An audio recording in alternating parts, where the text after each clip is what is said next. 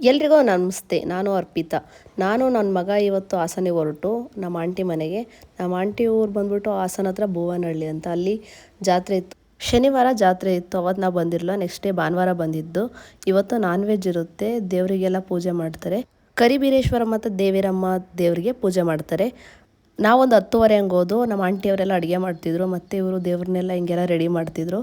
ಅಡುಗೆ ಎಲ್ಲ ಮಾಡಿಬಿಟ್ಟು ಅದನ್ನು ತೊಗೊಂಡೋಗ್ಬಿಟ್ಟು ದೇವ್ರ ಹತ್ರ ಇಡಬೇಕಂತೆ. ಪ್ರತಿಯೊಂದು ಮನೆಯಿಂದನೂ ತೊಗೊಂಡೋಗ್ತಿದ್ರು. ಒಟ್ಟು ಅಲ್ಲಿ 10 ಊರವರು ತೊಗೊಂಡೋಗ್ತಾರೆ ಹಿಂಗೆ ದೇವಸ್ಥಾನಕ್ಕೆ. ಇದು 10 ವರ್ಷಕ್ಕೊಂದು ಸಲ ನಡೆಯೋವಂಥ ಜಾತ್ರೆ.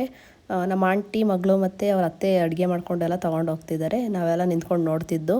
ಮತ್ತು ಅವ್ರು ಬರೋ ತನಕ ನಾವು ಯಾರೂ ಊಟ ಮಾಡೋಂಗಿರಲಿಲ್ಲ. 4 ಗಂಟೆ ಆಯಿತು, 5 ಗಂಟೆ ಆಯಿತು, ನಾವು ಕಾಯ್ತಾ ಕೂತಿರಬೇಕು. ತುಂಬಾ ದೊಡ್ಡವರು ಮತ್ತು ತುಂಬ ಜಾಸ್ತಿ ಜನ ಸೇರ್ಕೊಬಿಟ್ಟಿದ್ರು. ನಮಗಂತೂ ನೆಟ್ವರ್ಕೇ ಸಿಗ್ತಿರ್ಲಿಲ್ಲ ಅಲ್ಲಿ. ತುಂಬ ಶ್ರದ್ಧೆಯಿಂದ ಅಡುಗೆ ಮಾಡಿಕೊಂಡು ದೇವಸ್ಥಾನಕ್ಕೆ ಹೊರಟು. ಇನ್ನು ನೆಕ್ಸ್ಟ್ ವೀಡಿಯೋದಲ್ಲಿ ಇನ್ನುಳಿದಿದ್ದು ಹೇಳ್ತೀನಿ.